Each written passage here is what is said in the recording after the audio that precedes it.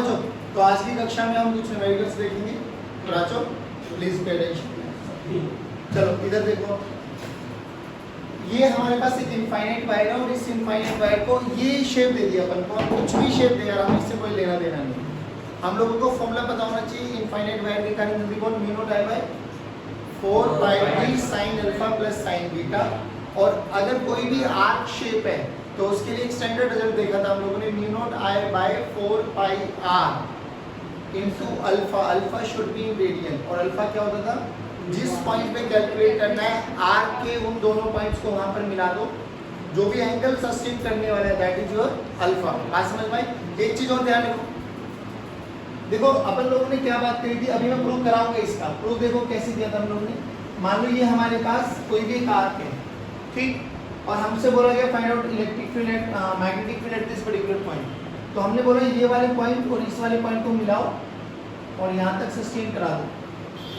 ये अपन लोगों ने ये अल्फा बोला था, ध्यान रखना ये चीज का। अल्फा कौन सा एंगल होगा, एक ये दिखाई देगा और आपको एक एंगल ये दिखाई देगा, तो आपको लेना कौन सा है, अल्फा और बीटा में से अल्फा। अभी प्रूफ भी कराऊंगा वो अल्फा ही आता है, टेंशन मत ले। पहली बात तो ये चीज समझ में ध्यान से देखिए, ये वाली वायर है, ऐसे कर्व शेप दे दी गई और ये वाला सेपरेशन मैं कह सकता हूँ इसको 1 पॉइंट और इसको सेकंड पॉइंट 1 और 2 के बीच का जो सेपरेशन है दैट इज आर, रेडियस भी आर है। तो देख ये वाली वायर अगर मैं बोलूँ तो basically it's a semi infinite wire, ये भी एक सेमी इनफाइनाइट वायर है। तो जिस पॉइंट पर कैलकुलेट करना है, क्या वो वाला पॉइंट वायर के सामने है क्या, नहीं है, वायर के सामने तो नहीं है। तो इसमें कौन सा केस चलेगा, एक्सटेंड दी वायर। भाई अपन लोगों को क्या करना होता है, इस वाले पॉइंट से निकालना है, पहले इसके बारे में बात करो। तो यहाँ से एक परपेंडिकुलर लाइन ड्रॉ कर देते अपन, यही तो डी होता था, बट ध्यान से डी वायर पे नहीं आ रहा, तो वायर को आगे एक्सटेंड कर दो। अरे बोलो भाई, फिर वायर के दोनों पॉइंट्स को मिलाओ, ए वाले पॉइंट से एक ये वाला पॉइंट मिला, रेफरेंस पॉइंट से ये हमारा अल्फा हो जाएगा, फिर दूसरा पॉइंट तो 90 डिग्री पर आ जाएगा, तो ये एंगल हमारा बीटा हो जाएगा। तो बीटा की वैल्यू 90 डिग्री मान लेते हैं। हमें तीन ही चीज निकालनी होती है, डी अल्फा बीटा। बीटा तो हमें पता लग गया, हमें अल्फा निकालना और डी निकालना। ध्यान से देख, ये वाला डिस्टेंस कितना है, आर, ये वाला कितना है, ये वाला कितना है। अरे ये तो एक इक्विलेटरल ट्रायंगल बना भाई, इक्विलेटरल ट्रायंगल बना, तो अल्फा की वैल्यू बोलो 30 डिग्री, अल्फा की वैल्यू बोलो। अब सोचिए ध्यान से, अगर ये आर है, ये एंगल 30 डिग्री है, तो डी की वैल्यू क्या हो जाएगी, आर कोस 30। तो देखो डी की वैल्यू हो गई मेरे पास आर कोस 30। चलिए अल्फा की वैल्यू हो गई 30 डिग्री, बीटा की वैल्यू हो गई 90 डिग्री। ध्यान से देख, अल्फा और बीटा एक ही डायरेक्शन में है, तो एक को पॉजिटिव और एक को, तो बोल किसको, इसको पॉजिटिव मान लो, इसको नेगेटिव मान लो। ध्यान से देख, क्या इसके कारण मैग्नेटिक फील्ड निकाल पाओगे, क्या इसके कारण भी मैग्नेटिक फील्ड निकाल पाओगे, सेम अल्फा बीटा सेम, बस डायरेक्शन कैलकुलेट कर लो। करंट इस डायरेक्शन में फ्लो कर रहा है, तो put the right thumb of your right hand in the direction of current, touch the figure where you have to calculate magnetic field, come will give you the direction of magnetic field. ऐसे बाहर, क्या ये भी बाहर ही आई है, नहीं आई। चलो तो दोनों एक के कारण निकाल, 2 से मल्टीप्लाई कर दे, तो b1 और b3 ये तो सेम है, तो b नेट देखो, b नेट क्या हो जाएगा, पहली बात तो b1 प्लस b3 कर दो। अरे हाँ है ना, बोलो यार। अब बात आ गई ये वाली आर, इस वाली आर के कारण इस पॉइंट को मिलाओ। अब ध्यान से देखो, अल्फा की वैल्यू क्या रख के चलो, अल्फा की वैल्यू 60 लूं या 300 लूं, ध्यान से देख, अल्फा की वैल्यू क्या लेके चलो 300, और 300 डिग्री है बच्चे, अपन को तो रेडियन में चाहिए, तो 300 को रेडियन में कन्वर्ट करो, जो भी करना है। 5 × 5π/3 हो जाएगा ना, 5π/3। तो अल्फा की वैल्यू लेके चलो 5π/3, नहीं आया बच्चों। तो इस वाली आर के कारण मैग्नेटिक फील्ड बोलो mu naught I by 4 pi R into 5π/3। Pi ने पाई को मारा, b1 और b3 का मैग्नीट्यूड सेम है, b1 एंड b3 का मैग्नीट्यूड सेम है। कितना मैग्नीट्यूड है बच्चों, mu naught I by 4 pi D, D की वैल्यू है आर कोस 30, बोले तो r cos 30 into sine of alpha plus sine of beta. अब ये हमारे पास आ गया साइन 90 और ये आ गया माइनस साइन 30, ये एक के कारण है बच्चों, क्या ऐसी दो वाले कंडक्टर्स है तो दो को मल्टीप्लाई कर दो, अरे हाँ है ना बोलो। अब बात आई मैग्नेटिक फील्ड की डायरेक्शन, मैग्नेटिक फील्ड की डायरेक्शन बाहर, मैग्नेटिक फील्ड की डायरेक्शन बाहर, इसमें देख मैग्नेटिक फील्ड अंदर, इन दोनों को ऐड करो, इसमें से माइनस कर दो, अरे हाँ है ना बोलो। तो नेट मैग्नेटिक फील्ड कैसी बनी बच्चों, बी नेट बोलो, B1 plus B2 minus B1 plus B3 minus B2, जो भी आएगा आंसर आ गया। This is your B2।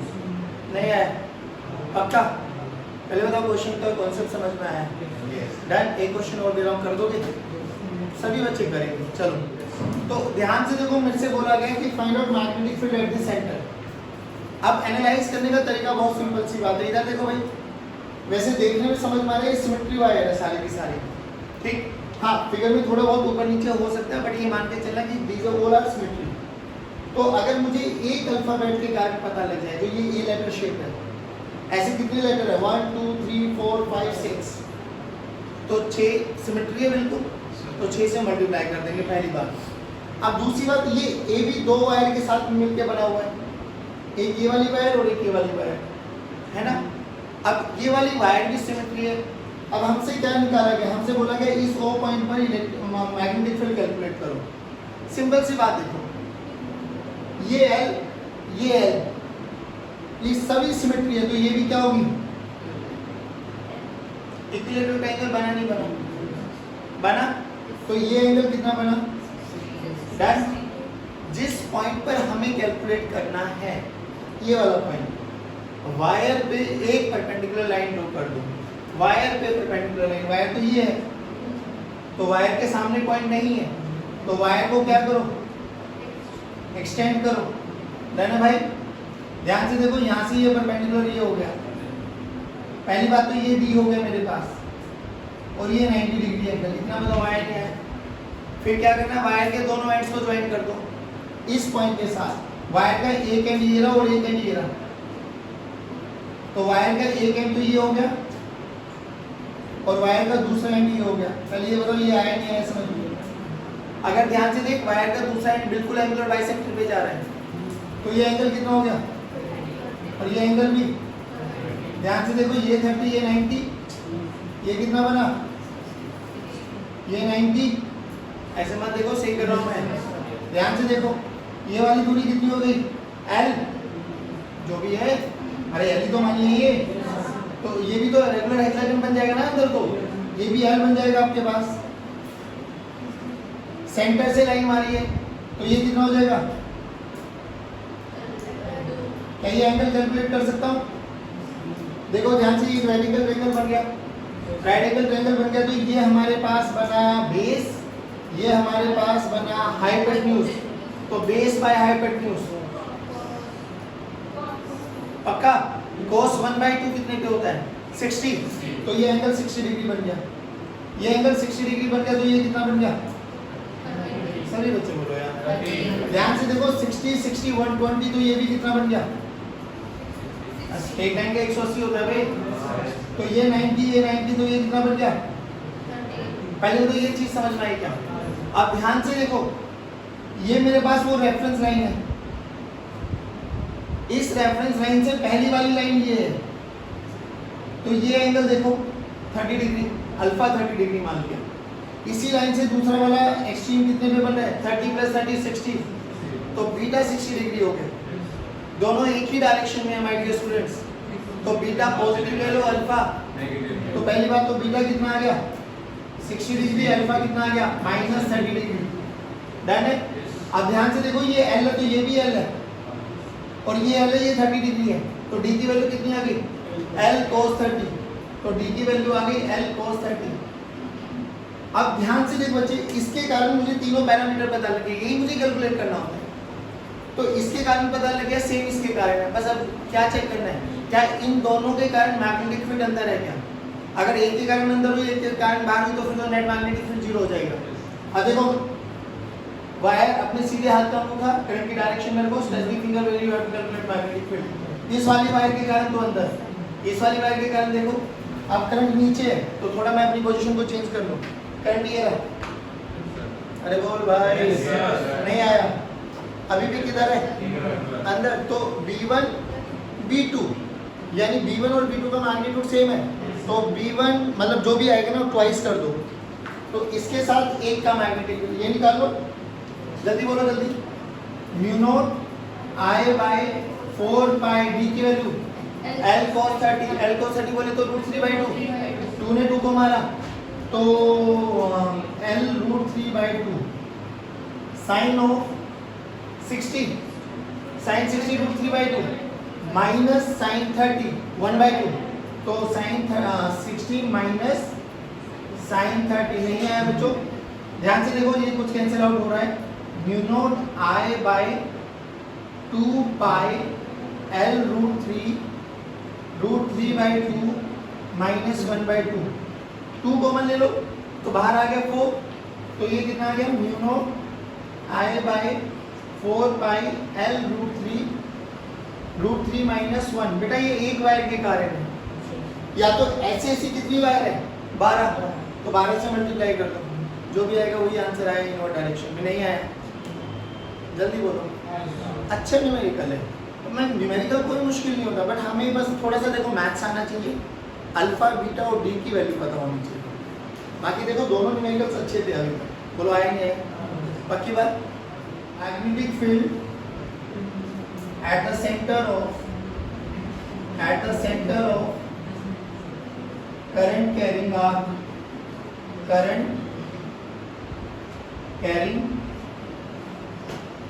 arc देख लो एक बार थोड़ा सा, एक आर्क है हमारे पास, इसमें करंट आई फ्लो कर रहा है, ये कोई भी एक सर्कल होगा उसका आर्क लीजिए अपन लोगों ने, इसका सेंटर ये है ओपन, बोला है इसके कारण मैग्नेटिक फील्ड कैलकुलेट करो।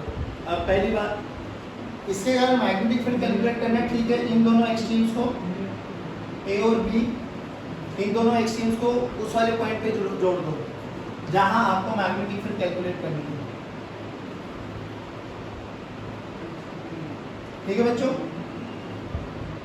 ये रेडियस आर, फिर क्या करते थे हम लोग, एक छोटा सा बाइट्स ऑफ द एप्लीकेशन है, छोटा सा एलिमेंट ले लो, बोलो कहाँ मानोगे आप लोग।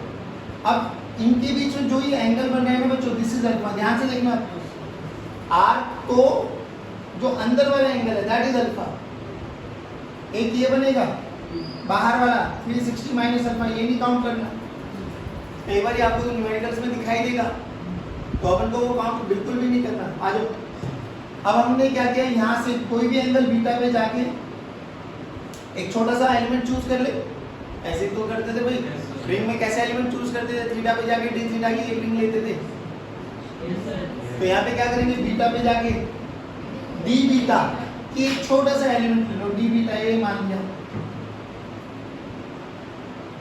ए डी बीटा ऐसे बना दिया मैंने, इस डी बीटा में ये छोटा सा एलिमेंट है डी है, बोलो करंट की डायरेक्शन किधर है, टेंजेंट, अरे बोलो भाई, यहाँ से ये परपेंडिकुलर डिस्टेंस ड्रॉ करो, यही आपका पोजीशन वेक्टर होगा। What is the angle between DL and position vector, DL ये रहा, पोजीशन वेक्टर ये रहा, तो थीटा की वैल्यू 90 डिग्री, थीटा की वैल्यू 90 डिग्री आ गई, तो यहाँ पर मैग्नेटिक फील्ड कैलकुलेट करना आता है हमें, छोटा सा मैग्नेटिक फील्ड बोलो, dB vector this is equal to q naught by 4 pi I dl cross r vector, अरे हाँ है ना बोलो भाई, r वेक्टर का q, अरे बोल भाई, अब ध्यान से देख थीटा कितना है, ओपन कर लो, मैग्नीट्यूड निकालो, mu naught I dl sin theta bye 4 पाई, अब r स्क्वायर बेसिकली r क्या है, पोजीशन वेक्टर यहाँ पे कैपिटल R माना है, तो कैपिटल R का स्क्वायर, sin थीटा की वैल्यू, अरे वो ऊपर कैंसिल आउट कर देना, मैग्नीट्यूड देख रहा हूं, sin 91, तो देखो mu naught I by dl 4 pi r square, नहीं आया बच्चों, अरे बोलो भाई पक्की बात।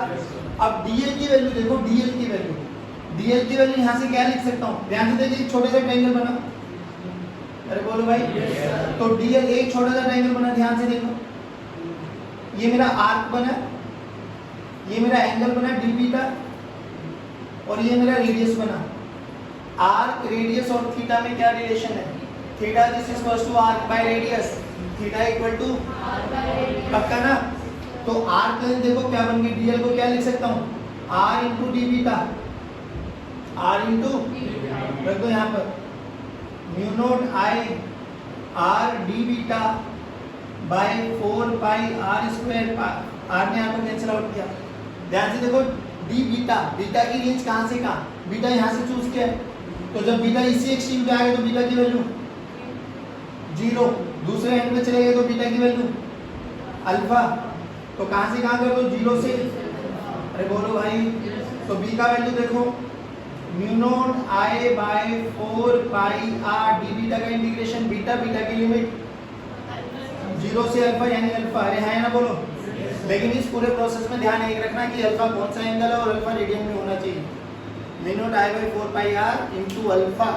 अब जैसे मैंने यहाँ से बीटा चूज किया है, कोई बच्चा सेंटर लाइन ड्रॉ करके वहां से भी बीटा मान सकता है, पर लिमिट क्या चेंज हो जाएगी, माइनस अल्फा बाई 2 से अल्फा बाई 2। अरे हाँ है ना बोलो भाई, नहीं आया बेटा। अब ये चीजें समझ में आ गई तो एक न्यूमेरिकल और दे रहा हूँ, अपने आप करके दिखा देखो। चले बच्चे आओ, तो हमसे बोला गया फाइंड मैग्नेटिक फील्ड एट ओ, दोनों ही केसेस में, ठीक है। जल्दी आ जाओ इधर देखो भाई, कंडक्टर मान ले 1, ये सेकंड कंडक्टर और ये थर्ड कंडक्टर। पहले ध्यान से देख, क्या तुझे नहीं लग रहा 1 और 3 के कारण तो 0 आ गया, क्योंकि देखो dl वेक्टर इधर, r वेक्टर इधर, एंगल बोलो तो db by db equals to mu naught by 4 by ideal sin theta by r square, sin theta की वैल्यू 0 0 0। इधर देख dl वेक्टर किधर, नीचे, ऊपर पोजीशन वेक्टर, एंगल बोलो 180 डिग्री, sin 180 भी 0 होता है, तो 1 और इसको 1 और 3 मान लो, 1 और 3 के कारण तो 0। अब ये देख वो वाले अभी भी जो प्रूव किया है, तो कौन सा एंगल लेके चलो, 90 या 270, 270 अंदर वाला, वेरी गुड। 270 को बोलो जल्दी, 3 पाई बाई 2, 270 को क्या लिख सकते हैं, 3 पाई बाई 2। तो मैग्नेटिक फील्ड बोलो B this is equals to mu naught I by radius r मान लो बच्चों, mu naught I by 4 pi r into 3 pi by 2।